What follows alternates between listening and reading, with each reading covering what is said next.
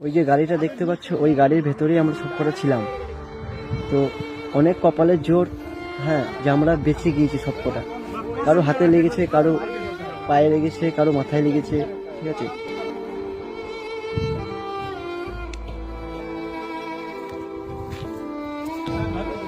গতকাল 13 তারিখ জানুয়ারি মাস 9:30-10টার সময় আমরা এক জায়গা থেকে আরেক জায়গায় যাচ্ছিলাম গাড়িতে করে। মানে এক জায়গা থেকে আরেক জায়গায় কাজে যাচ্ছিলাম। 4-5 জন ছিলাম আমরা ভেতরে, বাঙালি আর একটা বিহারিদের ছেলে ছিল, একটা ড্রাইভার ছিল। তো গাইস, গাড়িটা বিশাল স্পিড ছিল, 50-60 স্পিড ছিল গাড়িটা।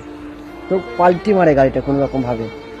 আমি যাই ছিটকিয়ে, আর বাকি আদমিগুলো সব ভেতরে, ঠিক আছে।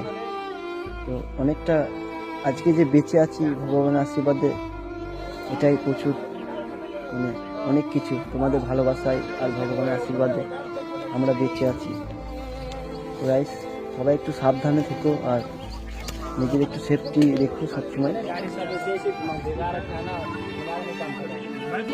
হ্যাঁ,